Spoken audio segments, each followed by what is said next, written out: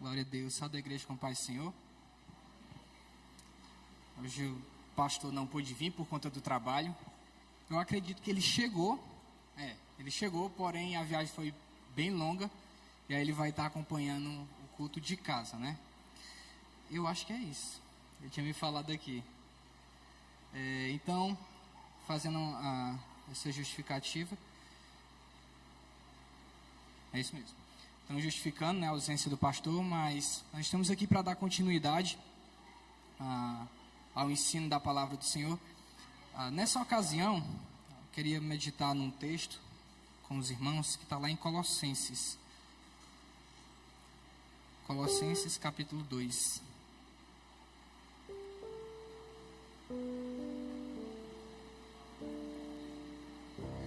Colossenses capítulo 2, verso 6 e o verso 7. A plenitude da vida em Cristo. Amém? Colossenses capítulo 2, verso 6, verso 7.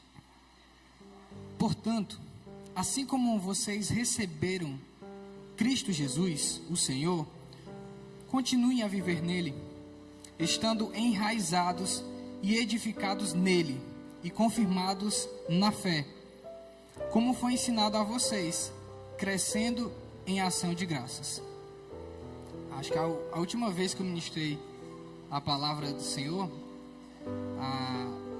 eu sempre estou levando essa sequência, né, para a gente aprender sobre as cartas um pouco. A gente viu um pouco também sobre Colossenses, do sofrimento que Paulo enfrentava na sua vida, por conta da pregação do Evangelho, para manter aceso a chama, para manter aceso viva a palavra do Senhor. Nós percebemos na vida dele que muitas vezes ele foi privado de suas próprias vontades para que a vontade do Senhor prevalecesse sobre a sua vida. Ele tirou sobre a vida dele o controle que ele achava que poderia ter. Ele acreditava que vivia conforme a lei, observava a lei conforme as tradições judaicas. Mas depois de um tempo ele percebeu que ele não tinha o controle sobre a sua vida. E o controle sobre a vida dele estava em outro ser, em outra pessoa. E aí, analisando um pouco sobre essa questão e vendo um pouco do exemplo de Paulo e o exemplo também que nós temos na palavra de Deus, nós podemos perceber que a nossa vida não é controlada pela nossa própria vontade. Nós não temos nada, nem um pouco sequer de controle sobre as nossas vidas. Aquilo que nós pensamos em fazer, nós imaginamos, raciocinamos, e quando nós vamos executar aquilo, as coisas não saem da maneira que a gente quer, da forma que a gente programou, e muitas pessoas até se frustram por conta disso. Mas nós vamos perceber aqui, observando essa carta, que Paulo não se frustra diante das situações que acontecem na sua vida, porque ele sabia que aquilo que ele fazia, como ele andava, para onde ele ia, não estava sobre o seu senhorio, não estava sobre o seu controle, mas na verdade era Deus que estava no controle de toda a situação. E aí, observando sobre isso, eu coloquei como título aqui dessa mensagem de hoje: tomando o controle de nossas vidas. O que nós acreditamos ser verdadeiro? Quem tem o controle real sobre as nossas vidas? Ou o que acontece quando nós tiramos o verdadeiro mestre, senhor, ou aquele que realmente controla a nossa vida? O que é que acontece sobre nós? E nós podemos perceber que a partir do momento que nós tiramos Cristo do controle, nós somos facilmente enganados. E aí nós podemos pensar, mas por quem nós somos enganados? E em primeiro lugar, nós somos enganados pelo próprio inimigo. E se nós fôssemos aqui analisar a Bíblia como um todo, nós percebemos que os primeiros habitantes dessa terra tiveram a oportunidade de estar em frente ao Senhor, ser comandados por Ele, ser controlados por Ele, mas por darem lugar ao inimigo, perderam o controle de suas vidas, porque as suas vidas agora não estavam mais sob o controle de Cristo, mas sob o controle do inimigo. Então, Satanás, em forma de uma serpente, enganou Eva, distorcendo o que o Senhor tinha dito. Se nós olharmos também no final, agora adiantamos lá para frente, nós podemos perceber que Judas estava sendo controlado, a sua vida estava sendo guiado pelo Senhor Jesus, mas ele cede à tentação e é enganado por Satanás, coagido por Satanás a também trair o seu mestre, entregar o seu mestre às autoridades e também perdeu o controle sobre a sua vida e foi tomado, foi enganado pelo inimigo. Nós também percebemos que nós podemos ser enganados por falsos mestres. E foi por isso mesmo que eu me coloquei diante dessa carta, porque nas cartas de Paulo ele tinha uma preocupação muito grande em pregar o evangelho genuíno, pregar a palavra de Deus, o evangelho vivo, o evangelho verdadeiro, porque ele sabia que muitas pessoas ali estavam distorcendo a palavra de Deus, estavam distorcendo aquilo que o Senhor tinha ensinado, aquilo que o Senhor tinha pregado.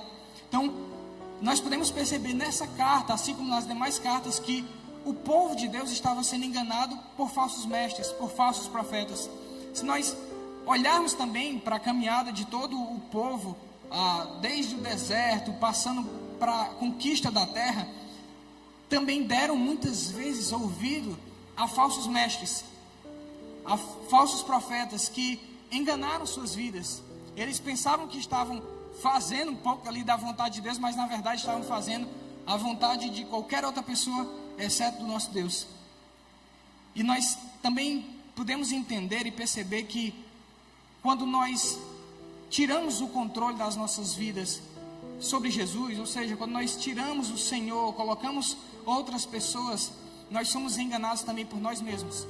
Porque tem vezes que coisas ruins acontecem na nossa vida, ou então nós tomamos decisões e que nós colocamos culpa no inimigo, ou colocamos culpa em outra pessoa, mas na verdade nós somos os culpados de tudo isso acontecer. E isso é uma autorreflexão que nós devemos fazer sobre a nossa vida, porque foi assim também com várias pessoas, e com Eva, e com Adão, e com várias outras pessoas. Não fui eu que fiz, foi o outro que fez. Não, eu fiz isso porque eu fui ensinado da maneira errada, e muitas vezes nós culpamos nós mesmos. Caim, por exemplo, ao invés de agradar a Deus, ele se deixou consumir pela inveja e pela ira. Faraó viu os milagres de Deus e as pragas que destruíram o Egito, mas endureceu seu coração, achou que poderia resistir a Deus. Saul perdeu o trono porque confiou mais em sua própria estratégia, em si mesmo, do que no Deus, do que obedecer a Deus. Davi, por um momento também, no encontro ali com Batseba, a esposa de Urias, se enganou, pensando que poderia ter aquela mulher sem consequência alguma, e se enganou a si mesmo, porque tirou aquele que tinha o controle sobre a sua vida, e começou a andar de forma da sua própria vontade. Quando nós permitimos que o inimigo, os falsos mestres, os falsos profetas, ou até nós mesmos, quando nós permitimos viver essa vida, não a vontade de Cristo, mas a nossa própria maneira, a nossa própria vontade, ou a vontade de outro qualquer, nós nos tornamos presas fáceis. E a Bíblia, ela sempre alertou sobre nós examinarmos o nosso coração, sobre nós confiarmos verdadeiramente na palavra de Deus. E o porquê disso? Porque o nosso coração é enganoso. Porque se nós observássemos a nossa própria vontade, nós faríamos tudo aquilo que é contrário à vontade de Deus, pela nossa própria natureza. E quando nós perdemos o controle, ou quando nós tiramos o Senhor do controle, e aí a nossa vida começou a andar de qualquer jeito, nós passamos a nos preocupar mais com coisas que são aqui dessa terra, e deixamos de olhar para as coisas que são celestiais. Quando nós tiramos o Senhor do controle das nossas vidas, nós começamos a observar o aqui, o agora, a situação que está acontecendo aqui.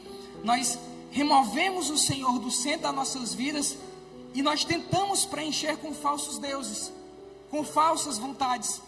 Às vezes nós olhamos ali para o povo de Deus no deserto, e às vezes nós nos questionamos, mas como um povo vendo tantos milagres acontecendo, vendo tanta manifestação de Deus, como é que esse povo ainda pode regressar? Como é que esse povo ainda pode deixar de acreditar num Deus tão milagroso?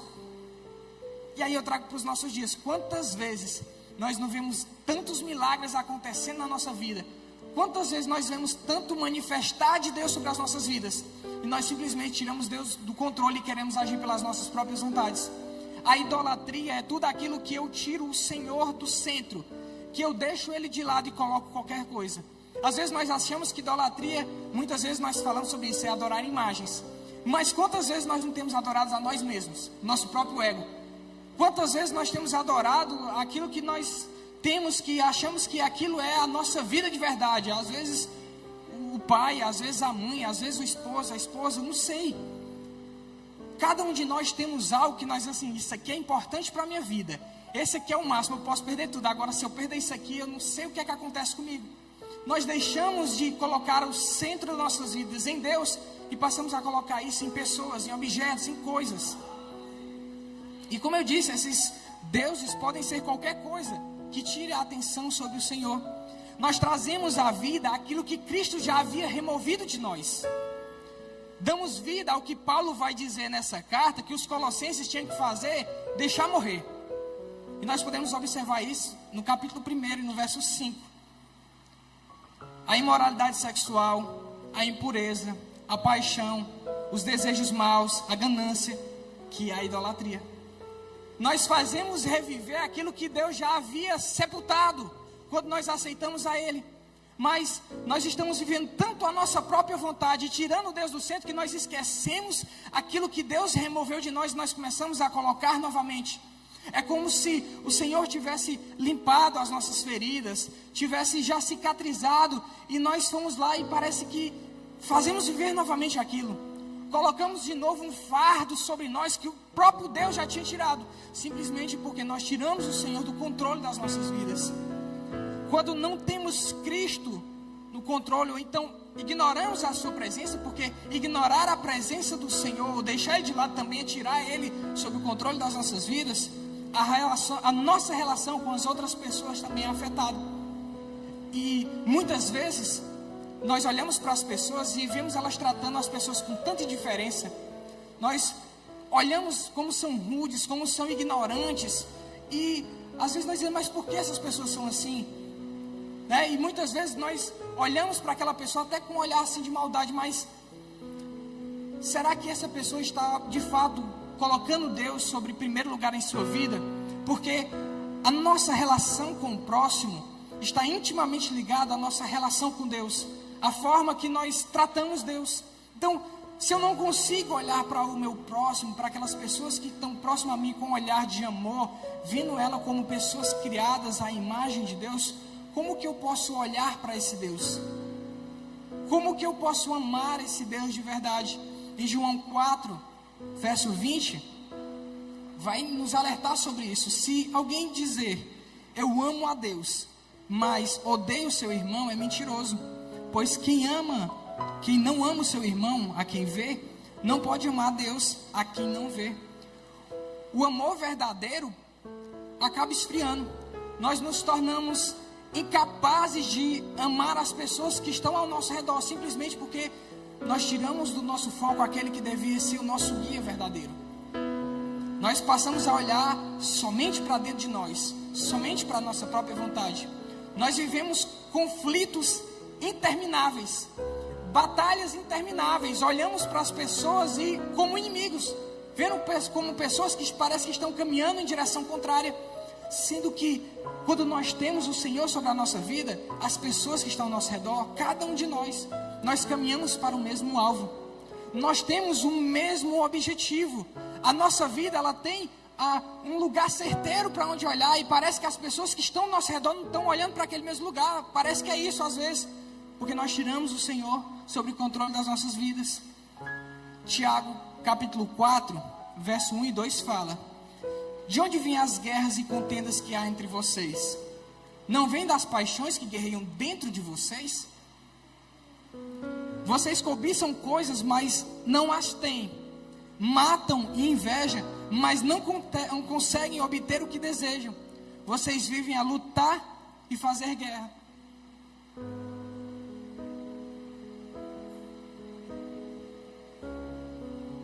A nossa regra de fé e prática saiu da palavra de Deus e se tornou o nosso próprio ego, a nossa própria vontade. Nós fazemos as coisas não para satisfazer a vontade de Deus, mas para satisfazer o nosso próprio ego. Nós muitas vezes assumimos responsabilidade não porque nós queremos ajudar as pessoas, mas nós queremos ser vistos. Nós usamos as pessoas como objetos, a fim de conquistar algo para a nossa própria vontade, sendo que as pessoas que estão ao nosso redor são pessoas criadas à imagem de Deus, feitas à semelhança do Senhor. E nós estudamos isso na juventude, na escola bíblica, de olhar as pessoas com imparcialidade. Mas aquela pessoa que é autêntica em Deus, que tem o Senhor sobre a sua vida, ela não olha para as pessoas com imparcialidade. Ela vê a pessoa como uma pessoa criada à imagem de Deus, que tem o mesmo objetivo, que tem o mesmo alvo, quer amar a Deus, quer fazer a vontade dele cada vez mais. E se Deus não estiver no controle da nossa vida, tudo é em vão. É correr atrás do vento. Salmo 127, verso 1 fala: se o Senhor não edificar a casa, em vão trabalham os que a edificam. Se o Senhor não guardar a cidade, em vão vigia a sentinela. Tudo aquilo que nós tentamos fazer, em vão. Parece que a vida não consegue andar, e de fato não anda, porque nós não estamos fazendo a vontade de Deus, porque nós não estamos buscando a vontade de Deus para as nossas vidas. Quando nós não temos o Senhor sob o controle das nossas vidas, nossos planos não são nada. Tiago 4, verso 13 e 15 fala: agora escutem, vocês que dizem, hoje ou amanhã iremos para esta ou aquela cidade, passaremos ali um ano, faremos negócios e ganharemos dinheiro. Vocês nem sabem o que lhe acontecerá amanhã. Que é a sua vida? Vocês são como a neblina que aparece por um pouco de tempo e depois se dissipa. Em vez disso, deveriam dizer: se o Senhor quiser, viveremos e faremos isto ou aquilo. Quantas vezes nós sobrepomos a vontade de Deus e colocamos a nossa própria vontade acima da vontade de Deus? Nós temos os nossos planos frustrados e ainda temos a audácia de perguntar para Deus: mas Senhor, por quê? Mas Senhor, por que a minha vida vai desse jeito? Por que as situações não dão certo? Por que as coisas que eu faço não dão certo? Porque você tirou Deus do controle e tentou fazer a sua própria vontade. É em vão. A sua vida não vai andar, você não vai prosseguir. Quando não temos Deus no controle, nós caminhamos para a morte. E aí isso é importante nós sabermos, porque muitos vão questionar dizendo: mas Miqueias, por que tantas pessoas não servem a Deus? Por que tantas pessoas não têm Deus no controle de suas vidas, mas são bem-sucedidas? Por que tantas pessoas nem sequer sabem quem é Deus e têm uma vida abastada de coisas? A casa está cheia, tem vários carros, tem emprego, tem tudo o que querem. E aí eu começo a pensar: será que o que vale na nossa vida é o início dela ou é o fim dela? Porque nós podemos passar a vida inteira cheia de coisa aqui nessa terra, angariar fundos, levantar dinheiro, posses, colocar dentro de um celeiro e dizer: agora sim, a minha vida está farta. Agora está fácil demais, eu não preciso de ninguém, eu não preciso nem sequer de Deus. Louco. Porque se Deus pedir a tua alma hoje, o que é que tu tem a oferecer diante de Deus? O que é que nós teríamos a oferecer a Deus essa noite, se hoje fosse o último dia da nossa existência? Será que, como se Deus fosse aparecer meia-noite e dissesse: agora, Miqueias, chegou o último dia da tua vida, o que é que tu tem a oferecer diante de Deus? O que será que eu teria para oferecer diante de Deus? Será que eu teria colocado o Senhor de fato no controle da minha vida? Será que os meus passos estavam sendo regidos por Deus? Eu estava somente satisfazendo a minha própria vontade? Nós temos que fazer essa reflexão diariamente, como se hoje fosse o último dia. Como se essa pergunta ressoasse todas as vezes no nosso coração, no nosso ouvido. Hoje é o último dia, o que foi que eu ofereci para Deus? Hoje no meu dia, o que foi que eu fiz diante de Deus? E eu não estou falando somente de atividades, eu estou falando de posição diante de Deus. Será que eu meditei no Senhor hoje? Será que o Senhor fez parte do controle da minha vida hoje? Ou eu simplesmente fiz a minha vontade? Ou eu caminhei segundo os meus passos? Quando não temos Deus no controle, nós caminhamos para a morte. Não importa muitas vezes como iniciou a nossa vida. Podemos ter iniciado perfeitamente bem, mas se nós não tivermos Cristo no controle, ela pode ser as mil maravilhas humanas, mas será uma eterna perdição, porque o caminho final é um caminho de morte eterna. Provérbios capítulo 14, verso 12 fala: há caminho que parece certo ao homem, mas no final conduz à morte. O fim do homem sem Deus, independente de quão bem sucedido ele seja, é a separação eterna de Deus. É viver eternamente distante, longe de Deus. A sua vida parece até ter sentido, mas quando ele chega de noite, que ele repousa a sua cabeça sobre o travesseiro, ele diz: meu Deus, o que é a minha vida? O que é que eu estou fazendo? Para onde é que eu vou? São aquelas pessoas que fazem tantas coisas, preenchem a sua vida com tantos prazeres, mas quando chegam durante a noite, no momento de reflexão, olham para si mesmos assim: eu não estou preenchido. A minha vida parece que não tem sentido, e de fato não tem, porque o que dá sentido verdadeiro às nossas vidas é Cristo Jesus. O que verdadeiramente preenche o nosso coração é o Senhor Jesus. Aquele que deve controlar verdadeiramente a nossa vida deve ser o Senhor Jesus Cristo. Onde está o controle da nossa vida? Onde nós temos depositado a nossa confiança? Será que nós dependemos verdadeiramente de Deus? E Paulo tinha essa preocupação com esse povo. Ele estava orando por esse povo para que eles crescessem cada vez mais. Porque eles sabiam que eles tinham recebido uma palavra do Senhor Jesus, uma palavra de esperança, uma palavra de ânimo para os seus corações.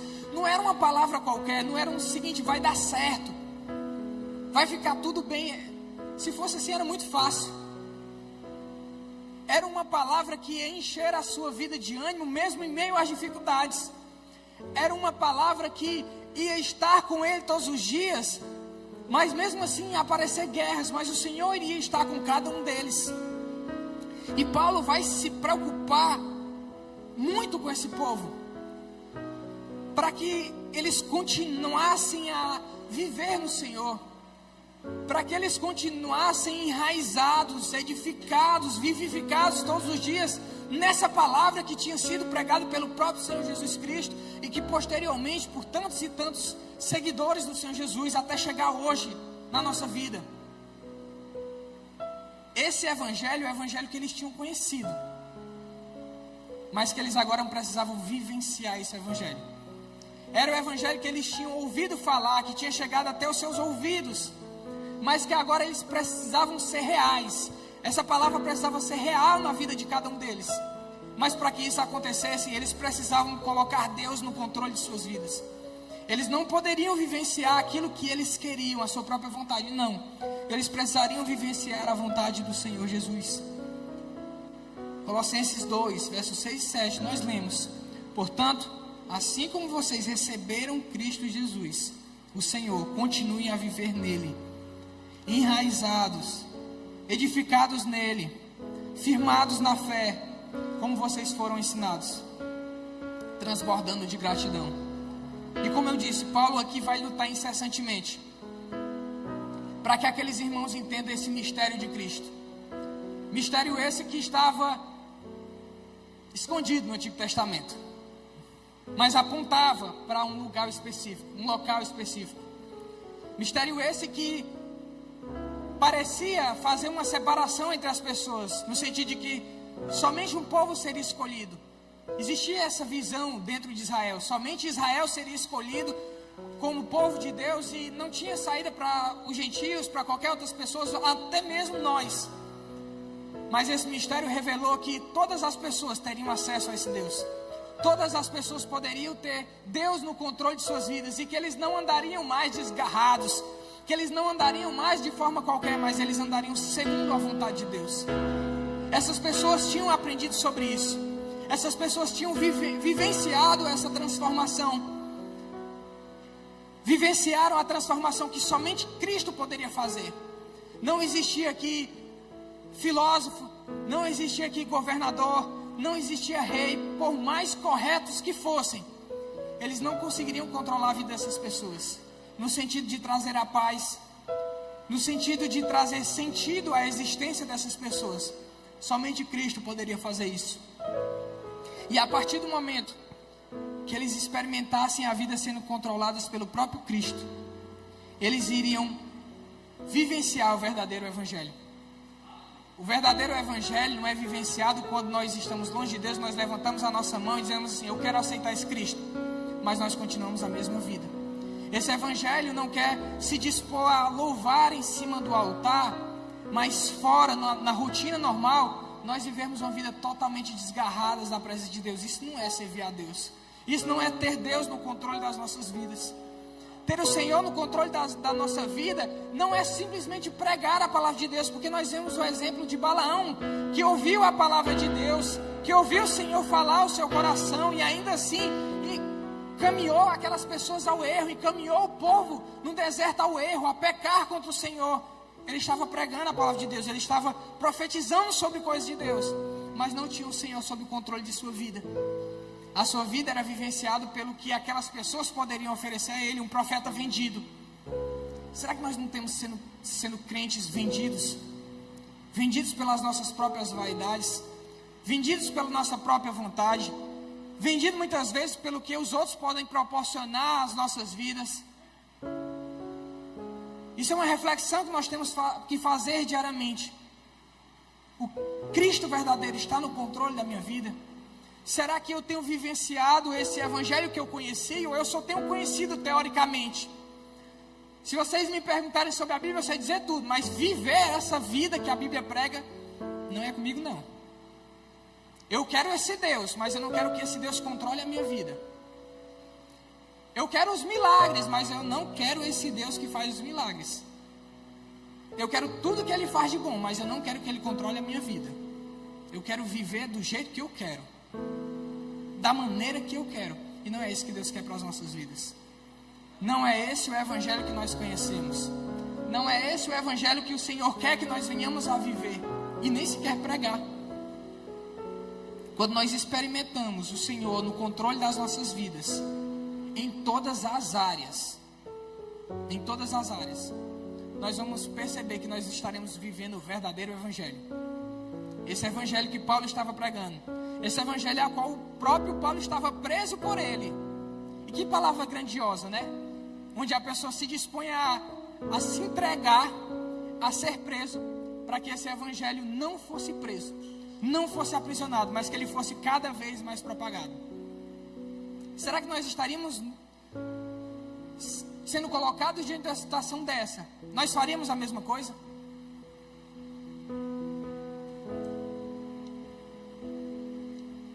Se as pessoas chegassem, as autoridades agora para nós, para mim, estão pregando, porque a partir de agora você vai ser preso porque você está pregando a palavra de Deus. Será que eu ia ter coragem de continuar segurando esse microfone? Porque se sim, eu saberia que Cristo estava no controle de toda a situação. Porque eu sabia que isso daqui não estaria acontecendo em vão, mas é porque Ele estava com controle e está no controle de todas as situações. Mas eu seria muito injusto passar quase 30 minutos falando o que é não ter o controle de Deus sobre a minha vida, não ter o controle de Deus sobre as nossas vidas, e sair daqui a gente vai ficar com dúvida. Mas pelo amor de Deus, eu aprendi hoje a não ter Deus no controle da minha vida. Estava incompleta a mensagem. Então nós poderemos ainda ter alguns minutos e refletir a como ter Deus no controle da minha vida. Se fosse o título de uma receita, era como Deus, ou como Cristo assume o controle sobre a minha vida. Quais são os passos? Quais são os ingredientes necessários para serem colocados na minha vida, para que Cristo tenha o controle soberano? Para que Cristo controle por completo o meu ser, não só externo, mas principalmente internamente, dentro de mim. E o primeiro passo da receita está no próprio versículo, verso 6. Na partezinha A. Portanto, assim como vocês receberam de Cristo, continue a viver nele. A nossa vida tem que ser em Cristo Jesus. Eu coloquei assim, não vivendo a nossa própria vida, mas vivendo a vida de Cristo. Paulo vai dizer que trazia as marcas de Cristo no seu próprio corpo. Isso quer dizer que até mesmo fisicamente ele carregava aquilo que Cristo carregou, as dores, por pregar esse evangelho, por viver esse evangelho, por esse evangelho estar enraizado dentro do seu coração. Ele estava disposto a dizer assim: a minha vida não é nada, eu tenho ela como nada. Para mim, tudo aquilo que eu adquiri durante toda a minha vida, todas as leis que eu aprendi, tudo aquilo que eu conquistei, para mim é como um nada, pelo prêmio maior que tem disposto, que tem colocado sobre a minha vida, que é uma coroa eterna. Quando nós percebemos que o prêmio maior que existe sobre as nossas vidas, quando nós sabemos que aquilo que nós vamos conquistar na vida eterna é muito maior do que qualquer coisa que nós podemos ter aqui nessa vida, nós dizemos: essa minha vida não vale nada, eu não quero saber nela, eu quero a minha vida em Cristo Jesus, eu quero que o Senhor tenha o controle total sobre a minha vida. Nós passamos a ignorar aquela vontade própria e dizer: Senhor, Tu tens soberania sobre a minha vida, Senhor, Tu controla a minha vida como todo. Senhor, eu estou aqui disposto a ser transformado, a ser mudado por Ti, ao Senhor transformar a minha vida, nem que isso venha doer muitas vezes, nem que isso venha ferir o meu corpo, e nem que eu venha carregar no meu corpo as marcas de Cristo, mas Senhor, eu quero essa transformação verdadeira. E eu já falei sobre isso aqui na igreja, de estar distante dos caminhos do Senhor, estar totalmente desviado, fora. O Senhor não estava sob o controle da minha vida. E eu cheguei diante do Senhor: Senhor, eu quero que o Senhor tenha o controle sobre a minha vida, eu quero ser transformado por Ti, eu quero ser mudado por Ti, nem que eu tenha que perder tudo. Aí o Senhor disse: pô, então está feito, então você vai perder tudo mesmo. Foi duro, foi difícil. E quando eu cheguei aqui nessa igreja, quando eu já tinha voltado para os caminhos do Senhor, essa igreja não tinha nada disso, era só uma caixa que está ali dentro guardada, da Unil, bem basicona, uma guitarra. Eu olhei essa igreja e disse assim: Senhor, é aqui que eu posso voltar para a Tua casa, é aqui que de fato eu posso fazer com que o Senhor tenha novamente o controle sobre a minha vida, a me transformar verdadeiramente. O porquê? Porque eu sou de interior e a igreja lá no interior era bem pequenininha, só tinha a mesma caixa e a mesma guitarra. A diferença é que ela era azul e aqui é preta a guitarra. Pronto. Mas eu disse: aqui o Senhor pode novamente ter o controle sobre a minha vida. Por quê? Porque eu tinha deixado de lado, eu tinha acreditado que viver aquilo que existia no mundo era mais importante do que viver as coisas de Deus, porque me parecia não ser agradável as coisas que tinha dentro da igreja. Os jovens pareciam ser tudo triste, parece que não brincava, parece que não se alegrava, parece que não, sabe, a vida parecia não ter sentido. Mas depois de um tempo eu percebi que muitos de nós, da minha juventude, naquele tempo, não faz muito tempo não, nós não tínhamos o Senhor sob o controle das nossas vidas. Porque quando nós temos alegria, mesmo em meio às tristezas. Nós temos paz, mesmo em meio a guerras. Nós sabemos que o Senhor está controlando todos os nossos passos. E não existe nada que o Senhor não possa fazer. Não viver a nossa própria vida é negar as minhas próprias vontades, a fim de fazer a vontade de Deus. Lucas 9:23 fala: então disse o Senhor Jesus a todos: se alguém quiser acompanhar, negue-se a si mesmo, tome diariamente a sua cruz e me siga. O próprio Cristo deu exemplo de submissão. Mateus 26:39 fala: indo um pouco mais adiante, prostou-se com o rosto em terra e orou: meu Pai, se possível for, afasta de mim esse cálice, contudo, não seja feito o que eu quero, mas sim o que Tu queres.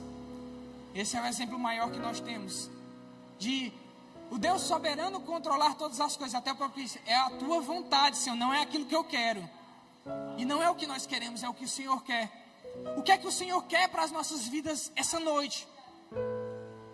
Vamos fazer essa pergunta: Senhor, o que é que Tu queres de mim essa noite? Tu me quer só sentado?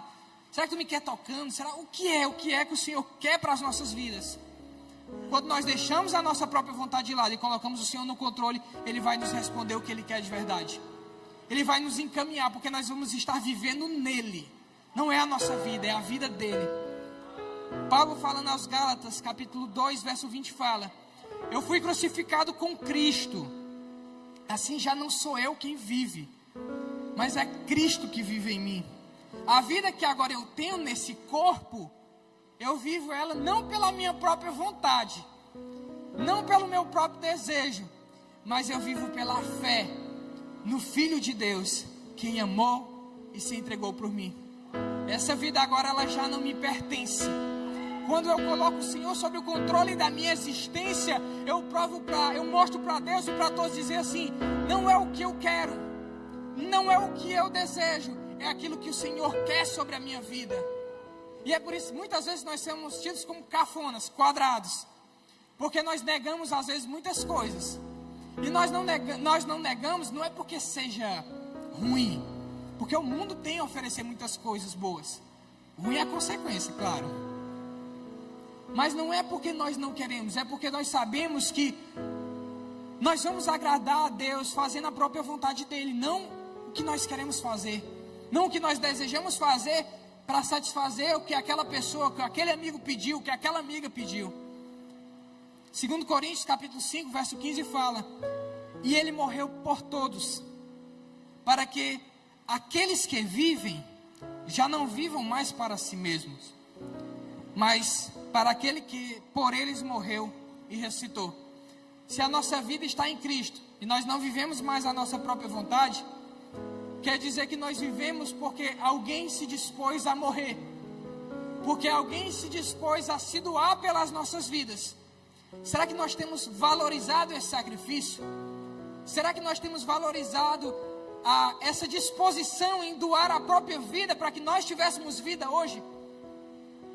Colocar a nossa vida diante do Senhor e viver a vida que o Senhor quer é dizer: Senhor, eu aceito o teu sacrifício. Senhor, eu me rendo diante de ti, sabendo que aquilo que o Senhor fez na cruz não foi em vão. Foi para que hoje eu tivesse a oportunidade de te adorar. Foi para que hoje eu tivesse a oportunidade de ter o Senhor controlando o meu interior, a minha vida, o meu ser, os meus passos, os meus pensamentos. A morte do Senhor não foi em vão. Como que Cristo assume o controle das nossas vidas? Mais uma vez essa pergunta. Como Cristo assume o controle das nossas vidas? Me sujeitando a Ele, reconhecendo a sua soberania. Essa sujeição, essa humildade envolve respeito, envolve empatia, envolve muitas vezes não querer ser o maior de forma alguma, mas querer servir, estar disposto a se sujeitar, assim como diz em Efésios capítulo 5, verso 21, sujeitem-se uns aos outros, por temor a Cristo Jesus. Quando eu me sujeito diante de Deus, eu tenho vida. A nossa vida não pode se basear em nossas posses. A nossa vida não pode se basear naquilo que eu penso, naquilo que eu quero, naquilo que eu tenho. A minha vida é uma dependência de Deus. Eu vivo porque Ele permite que eu viva. Eu ando porque Ele permite que eu venha andar.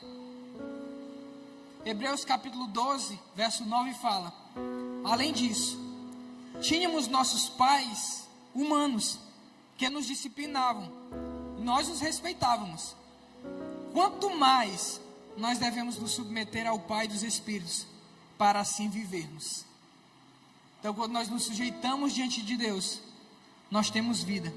Quando nós nos colocamos diante de Deus, o Senhor faz nascer coisas novas dentro de nós. Como Cristo assume o controle das nossas vidas, sendo dependente dEle. Isso significa dizer que não somos nada sem Ele. Nós não andamos sem Ele. Nós não vivemos sem Ele. A nossa vida não se baseia em nada se nós não tivermos Cristo Jesus. João 15, verso 5 fala: eu sou a videira e vocês são os ramos. Se alguém quiser permanecer em mim, ou seja, ter vida de verdade, e quiserem também que eu permaneça em vocês, ou seja, eu nele, e esse vai dar muito fruto, sem mim vocês não podem fazer coisa alguma. Vocês podem planejar, vocês podem tentar de todas as formas, sem Deus não vão andar.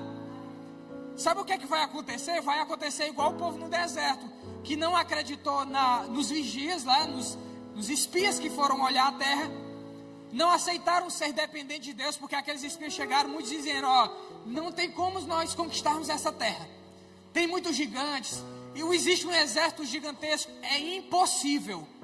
O que era que Deus queria dizer ali? Deus estava querendo dizer assim, ó: vocês vão acessar aquela terra, vocês vão ter posse naquela terra, se vocês assumirem a dependência de vocês sobre a minha vida, se vocês dependerem de mim de verdade. Parece impossível para o homem, mas não é impossível para Deus. Parecia ser impossível acessar aquela terra, mas não, eles olharam para as dificuldades, olharam para tudo aquilo, dependeram, olharam para o seu exército e disseram: não, com esse exército que nós temos em Israel, nós não vamos conseguir acessar essa terra. E de fato eles não iriam. Mas o que Deus queria é que eles olhassem para o Senhor, que eles dependessem do Senhor e dissessem: parece impossível, mas com Deus eu vou conseguir. Parece ser inacessível, mas com Deus eu vou conseguir. Quando nós permitimos que Deus assuma o controle das nossas vidas, nós permitimos e nós podemos imaginar e ter a certeza de que aquilo que parece ser impossível para nós é possível para Deus. É a impossibilidade humana, mas a possibilidade de Deus.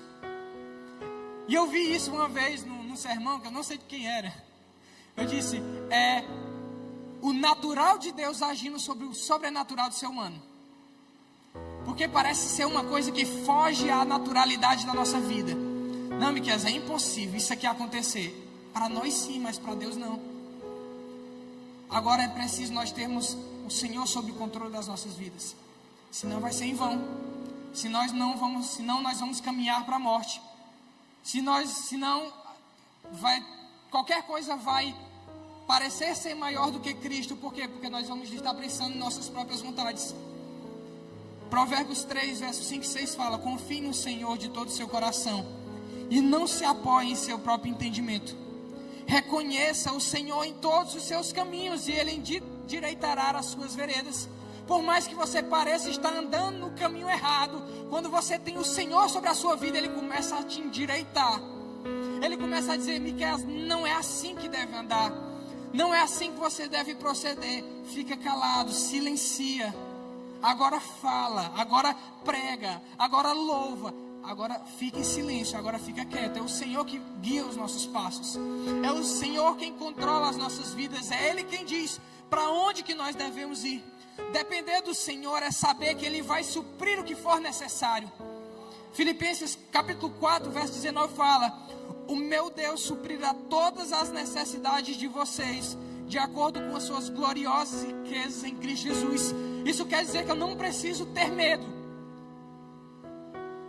Agora, isso não quer dizer que eu não tenho a responsabilidade de trabalhar. Isso não quer dizer que eu não tenho a responsabilidade de avançar, de ir adiante.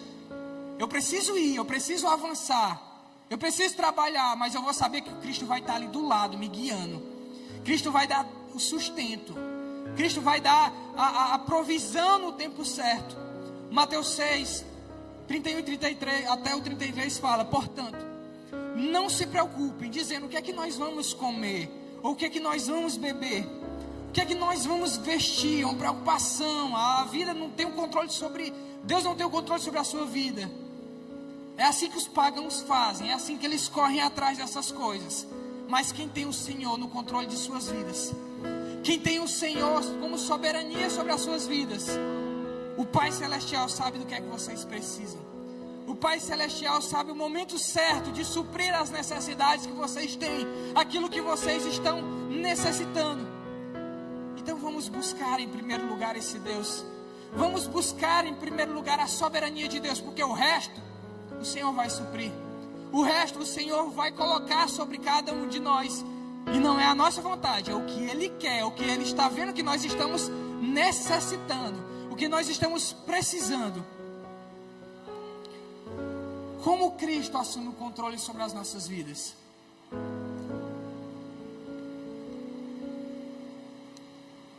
A outra receita está no verso 7, a parte A: enraizados e edificados nele, firmados na fé. Nós podemos pensar nisso como uma planta, onde ela só consegue viver se ela tiver raízes fincadas o mais profundo possível e o mais alimentada possível. Se ela tiver a água próxima a ela, se ela tiver os nutrientes verdadeiros, porque se a raiz dela for superficial, é bem ligeirinho que ela cai e morre.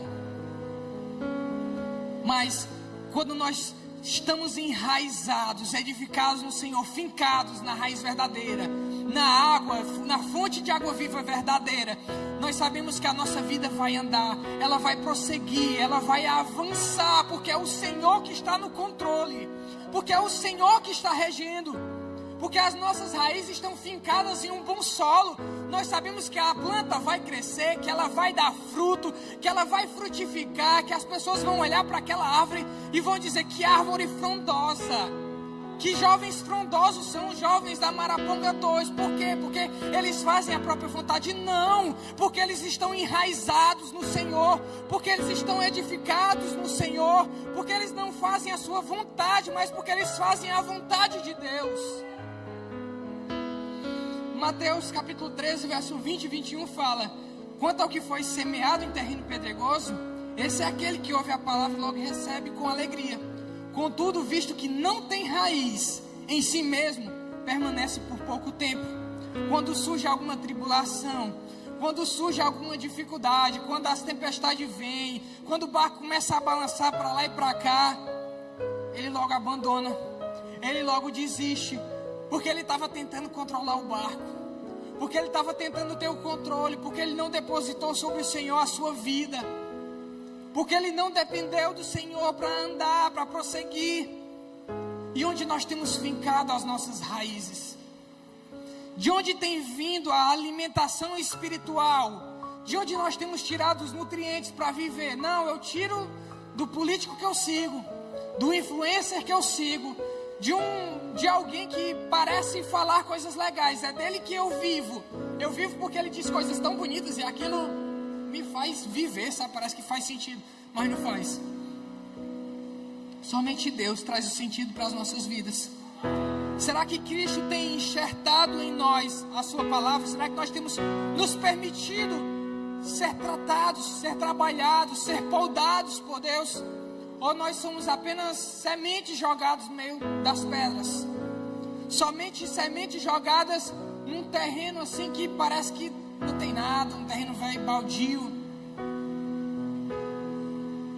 Fazer isso é desprezar o controle de Deus. É dizer: Senhor, Tu não és soberano não. Senhor, eu acho que o que Tu quer para a minha vida não é bem assim não. Eu acho que eu vou por aqui porque dá mais certo. Eu acho que eu vou descer para o Egito. Lá tem pão e aí eu vou ser suprido. Lá tem nutrientes e eu vou ser suprido. Mas na verdade, até mesmo no deserto o Senhor faz florescer nutrientes. Até mesmo na dificuldade o Senhor faz com que as coisas aconteçam. É porque é o Deus de milagre. O milagre só acontece quando há impossibilidades.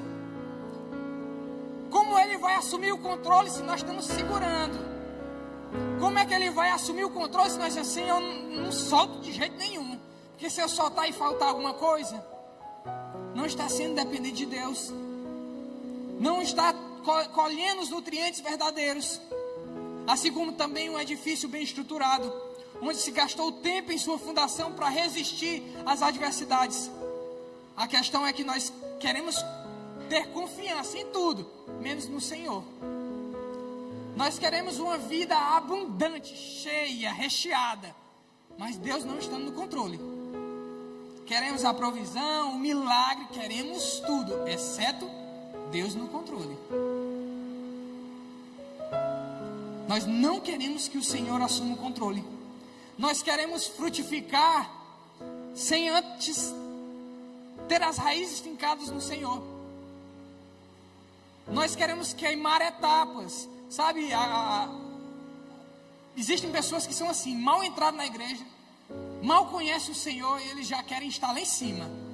Já querem ser vistos, já querem ser notados. A semente ainda estava sendo jogada, não tinha nem entrado no solo, e ele já queria estar dando fruto.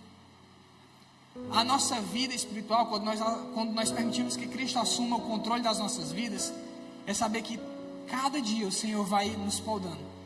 O Senhor vai colocando águazinha, o Senhor vai colocando nutriente, e nós vamos crescendo em santidade, crescendo cada dia mais. E por fim, como Cristo assume o controle das nossas vidas?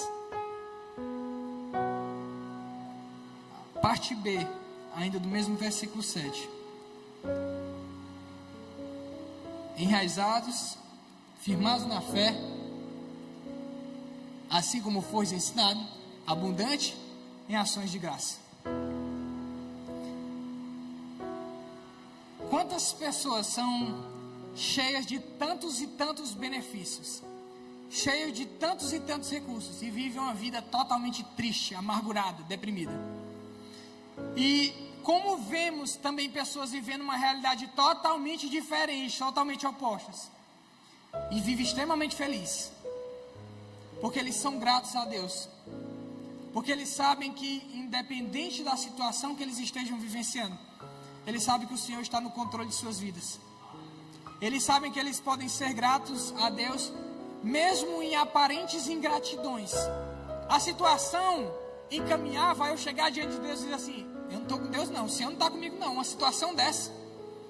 Mas aquele que sabe que o Senhor está no controle diz assim: Senhor, eu te agradeço pela minha vida, eu te agradeço pela situação que eu estou passando, Senhor.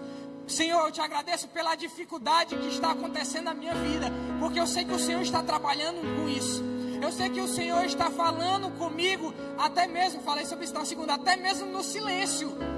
Quando nós achamos que o Senhor silenciou, na verdade é uma oportunidade de nós ficarmos em estado de reflexão e nos perguntarmos: o que Deus quer fazer comigo? Para onde Deus quer me levar? A gratidão a Deus deve nos motivar a avançar, a agir, a perseverar no Senhor. Nós percebemos isso muito real e prático na vida do próprio Paulo, que inicia essa carta em forma de gratidão. E a situação não apontava para a gratidão. A situação que ele estava vivenciando não apontava para coisas boas.